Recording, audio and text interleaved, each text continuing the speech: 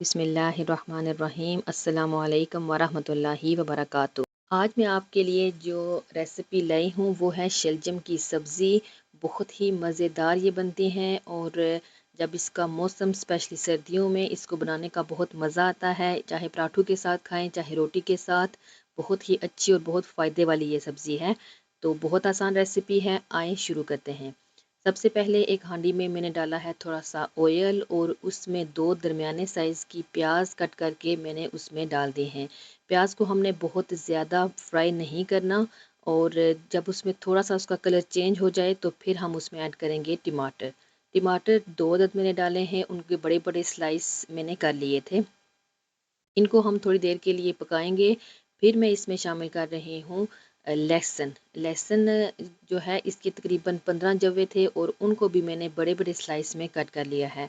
बड़े स्लाइस मैंने इसलिए किए हैं कि इसका बहुत ही अच्छा टेस्ट आता है सब्ज़ी में। अब ये मसाले हमारे पास आ गए हैं। ये जो मिर्चें आप देख रहे हैं ये हैं कश्मीरी मिर्चें।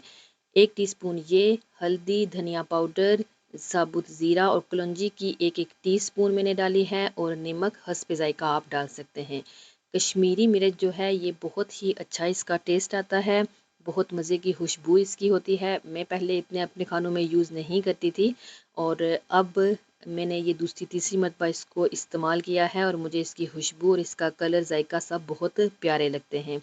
आप भी ज़रूर ट्राई कीजिएगा और बताइएगा आपको कैसी लगी। अब मैं इसमें डाल रही हूँ तकरीबन 1.5 कप बंद गोभी का। उसको मैंने बारीक कट कर लिया था और ये मैंने इसमें डाल दी है। इसका टेस्ट भी बहुत अच्छा आता है शलजम के साथ। शलजम और बंद गोभी दोनों का कलर भी सेम होता है तो बहुत ही ये प्यारे और बहुत अच्छा टेस्ट आता है। बंद गोभी के भी बेशुमार फ़ायदे हैं तो ये भी मैंने शलजम के साथ ऐड की है। अब बिल्कुल 3 मिनट के लिए मैंने इसकी भुनाई की है मीडियम आंच पे। अब मैं इसमें शामिल कर रही हूँ शलजम। तकरीबन जो है ये 10 से 12 अदद शलजम दरमियाने साइज़ के थे, उनको मैंने ग्रेट कर लिया था। ये मैं डाल रही हूँ और अब इसको अच्छे तरीके से मैं मिक्स कर दूँगी। मीडियम आंच पे ही मैं इसको मिक्स कर रही हूँ और तकरीबन जो है वो जब ये मिक्स हो जाएगा तो 5 मिनट के लिए मैं इसकी भुनाई करूँगी। तेज़ आंच में इस टाइम पे थोड़ी कर लूँगी ताकि हमारी भुनाई जो है वो जल्दी जल्दी हो जाए। मीडियम आंच करके अब हमने इसको कर देना है कवर और बीच बीच में हम इसको चेक करते रहेंगे कि हांडी लग भी ना जाए।